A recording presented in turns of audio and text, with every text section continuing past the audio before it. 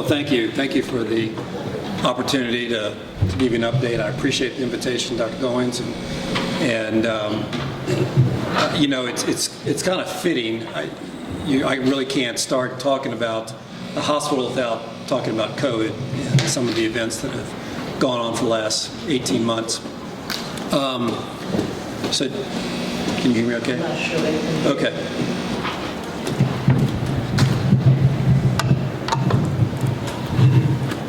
Is this better? Yeah. All right. My wife says I don't have, my voice is loud enough, but anyway. So just wanted to give a quick update from the hospital around COVID, and some of you may have been on an email chain today, as a matter of fact, from the task force and some of the trends that are in this region around COVID and the uptick in transmission of COVID positive patients. You know, one of the tragic pieces about all this is that some of this is obviously preventable, and I would encourage everyone, even those in the audience who have not been vaccinated, to please get vaccinated. What we're experiencing, what we're seeing is about approximately 100% of all the patients that are being admitted to the hospitals now with COVID positive results are unvaccinated individuals. At the hospital, we currently have one patient that's in our ICU on event that's COVID positive. We've over the last couple of weeks, we've actually reinstituted some of our precautions that we had during the peak of COVID last year and in the first part of this year. And so if you do come to the hospital, you'll witness that our staff, they've always been masked, but you'll see that they now have eye covering as well as other protective gear and equipment that we've been using. Our visitation, we've changed our visitation. We've restricted our visitation down to one adult per day for patients. We still are not allowing children to visit in the hospital, and there may be further restrictions as the trends either go up or go down. So hopefully they'll go down. So I've been in the role now for 3 months, and wanted to sort of share with you a little bit of my vision for the hospital and where I see things going for us. And you know, my goal is pretty simple. My goal is to keep as many patients in this community as possible, whether that's outpatient or inpatient. But you know, there are going to be occasions where, you know, we have a patient that comes to our emergency department that may need to go out of the community for care because of a certain level of care that's required that we do not provide. However, outside of that, you know, the goal is to keep as many patients in the community as possible. So how are we going to accomplish that? Yeah, there are any number of ways of doing that, and first and foremost, in no particular order, but you know, we need to recruit providers into this community, and want to give you an update on some recent developments at the hospital that I think you will find good news. We just recently completed the acquisition of Jackson River Internal Medicine. That's Doctors Jim and Michelle Blue, Dr. Hassan Hanani, and Dr. Joe Pack. We've also recruited a nurse practitioner into our Covington Clinic, Joe Rinaldi. He started in June, and we're in the process of recruiting a second nurse practitioner for that location. We have several candidates and are on the cusp of making an offer for one of them. And then we have joining us later in the third quarter a cardiology PA who would be full-time in the community. And so those are key recruitments within the last several months that have taken place, or acquisitions, if you will, that have taken place. As I look to the future, you know, additional recruitment that we're looking at is also further cardiology recruitment, internal medicine, of course, to just build up our primary care base, surgery in the form of an orthopedic surgeon, a second orthopedic surgeon, as well as general surgery. and pulmonology. So those are some of the key areas that we're focused in over the next year or two, looking for recruitment into the area. One other thing that we look at from a growth perspective in keeping folks in this area is expanding the existing services we're providing. For example, we just expanded our interventional radiology capability and have begun performing biopsies, image-guided biopsies, as well as access procedures that have recently just been performed in Salem. So now we're performing those here at the hospital several days a week. We've also added new equipment. One of the neat things, you may have seen it recently highlighted in the local media, is contrast enhanced mammography. Things like this that will allow us to do a little bit more than we've done traditionally will keep patients here in this area. In addition to, we also have what's called a certificate of public need to expand our behavioral health unit by 14 beds to make it an all-adult behavioral health unit. That's in the process of going through our corporate funding process. And so we're looking forward to getting that funding and be able to expand that unit. And then the other thing is obviously adding new services and new programs to the hospital. And so, one of the things that we have been working on and continue to work on, and what I find is in this community and being part of the LewisGale system and having the backing of HCA Healthcare, is tapping into resources. We may not have the volume to support a particular specialist, but we do have access to the specialists that are recruited to Salem, and having them come up and have clinics here in our area. And so several doctors that we're working with is Dr. Tong, who's a vascular surgeon, who has a clinic here. Have just recruited a second neurosurgeon in Salem, a Dr. Bush, who specializes in spine procedures. And so we're working with him, as well as Dr. Glass, who is a bariatric surgeon and who has a strong practice in Salem. So we're working to look at expanding and growing new services, new programs at the hospital. I think outside of that, again, being part of the LewisGale system, we have access to trauma and tertiary care services that we cannot provide here, but we have direct access to and can transport patients there, and for those services, then transport them back for continuity of care here as well. But those are some of the major things that are going on in the hospital. Just wanted to share with you. And we, of course, realize, the important nature of what we do on a day-in and day-out basis. And I like to think that we're a hometown hero as well in that process, and with our staff and our doctors that practice in this area and at the hospital. With that, that's kind of a quick kind of overlay of some of the things that we're focused in on and some of the recent developments at the hospital. I'll be happy to respond to any questions and elaborate on anything that I spoke about already. Did you guys reinstate the ICU? Yes. So we have a 10-bed ICU. And I think right now our census is 4 in the ICU. It was 5 this morning, but I think we stepped down a patient today down to our med-surg unit. So is that PCU now? Is that the step down, the PCU? Well, we're just calling it our med-surg unit. That's the 4th floor, yes. Okay. Well, thank you. You are a hometown hero, but we were just looking at the town. So yeah, I understand. I'm just... The county, you guys are a hometown hero. Thank you. I appreciate that. Thank you. I have a question. Yes, sir. You said that they could visit the hospital one patient at a time. What is the requirement to visit the hospital? You have to be vaccinated? If you're coming in for a procedure or testing or To thing, visit somebody there. So we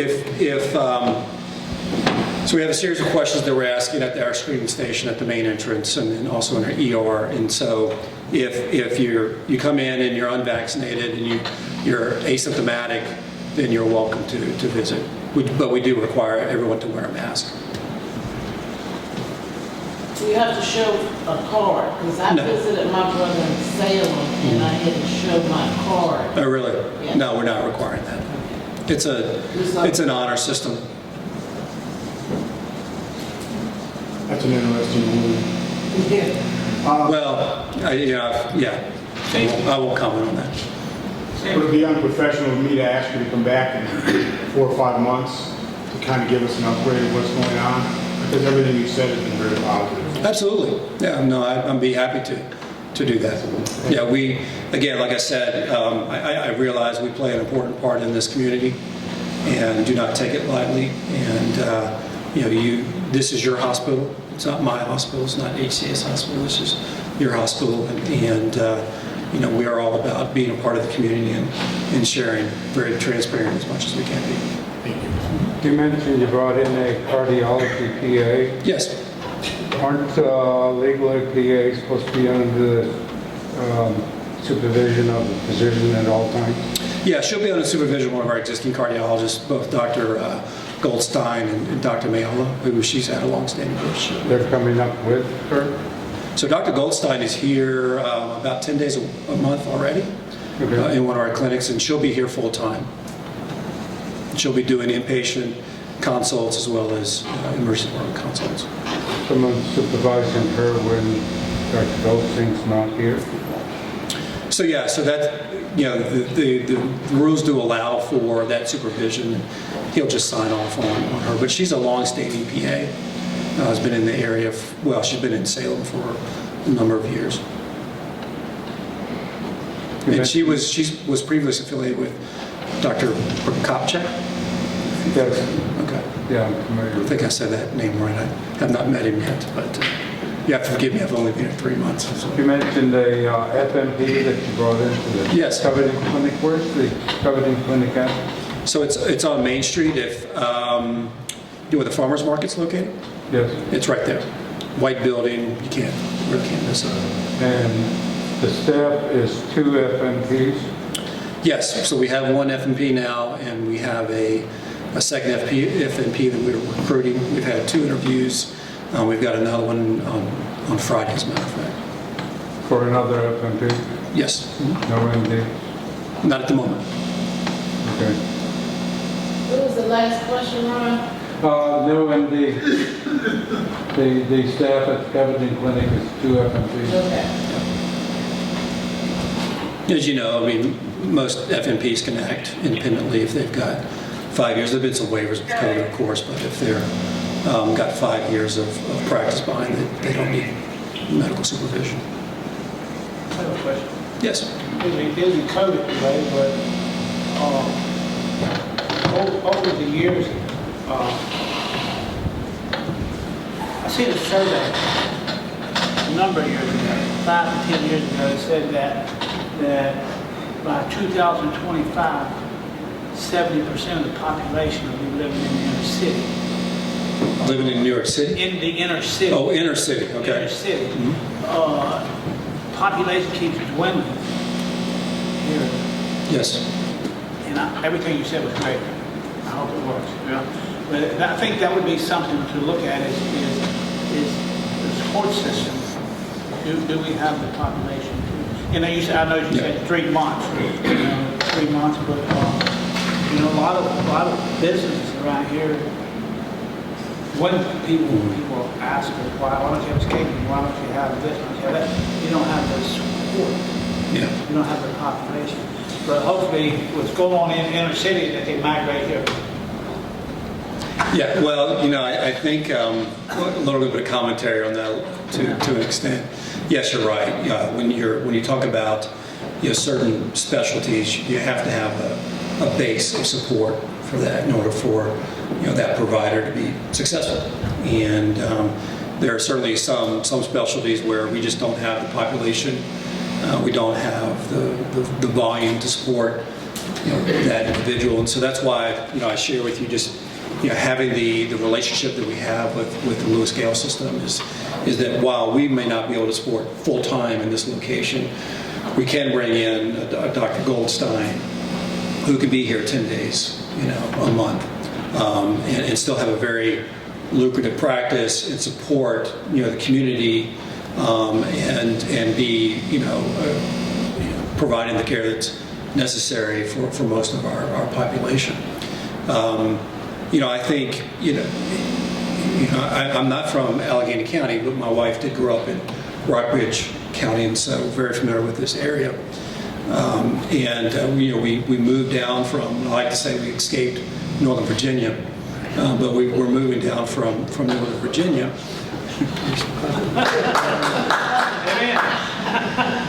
And living in this area, it's a beautiful area.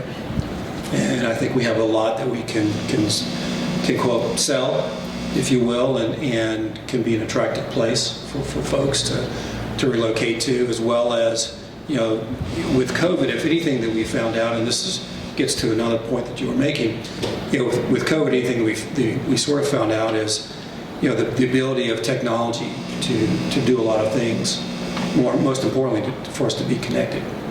And that connectivity can allow individuals to work remotely while enjoying the surrounding area and some of the natural beauty that's here. And that's one of the things that we're looking at too. And again, like I said, being part of HCA Healthcare is the resources, the scope and scale behind that, and leveraging technology to have some of these specialists who may not be able to come up to this area, but we can be connected with them remotely.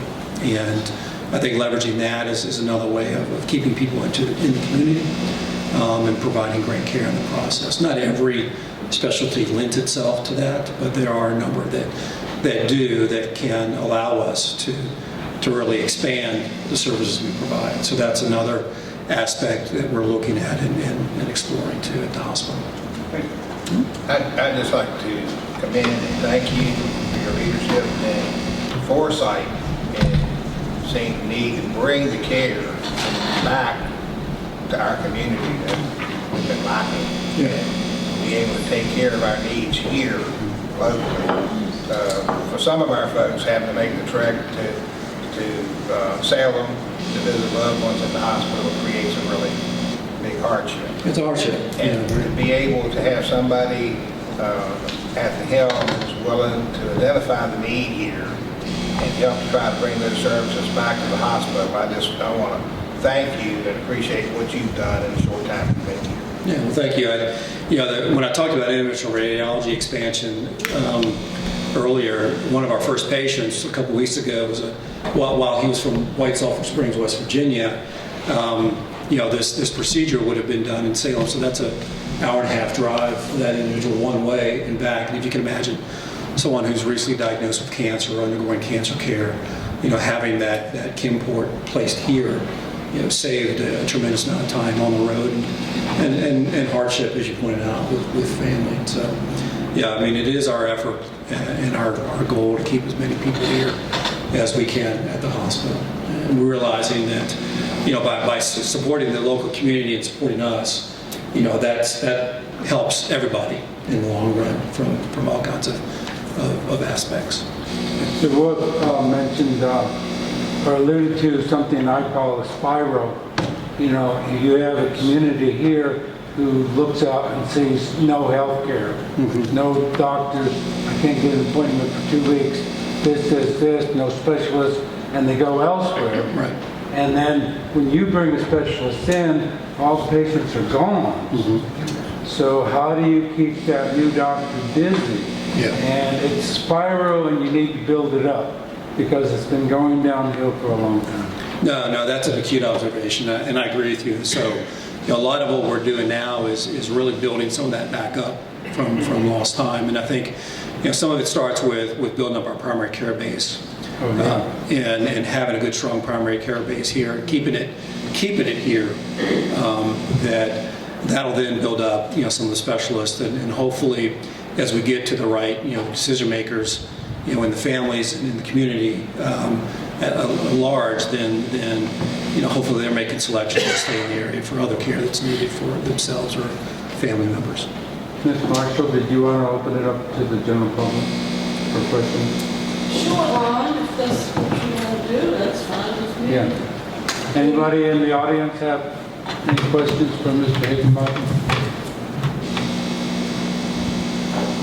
How about just a comment? What? I said, how about just a comment? That's great. Thank you for engaging with the community.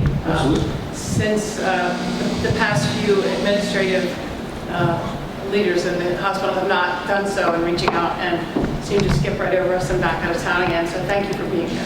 Thank you. We really appreciate you engaging us in what's going on there. Thanks for that. Yeah. I want to tell you that you're certainly a hometown hero to me. Thank you. I've been there many times and been satisfied with my service. Well, it's not me. It's the team. It's our folks, and it's, you know, one of the things we talk about is caring like family, and in a community like this, that really means something because in most cases that's the truth, and that's something that I know the team and our leadership take, very seriously. As I round in the ER, I round around the hospital and talk to patients, but as I round around the ER, to make sure the folks know that I'm glad they're there. I hope I never see them again. Just, of course, but it is an honor to be chosen to take care of them. We don't take that lightly. But thank you for your feedback. I think it's a great start that you're open and here with us. I think it's going to make a difference as you build up that primary care and people coming in. I think you will see people want to be treated. Thank you. Rebuilding for confidence, for sure. Well, I just want to thank you very much for coming and engaging with us, and more importantly, giving us the update on the COVID numbers. So Yes. we come back every 3 months or Okay. whatever else and keep us updated. We appreciate it very much. Happy to do so. Thank Thank you. you. Thank you. Thank you. Thanks. Thank you.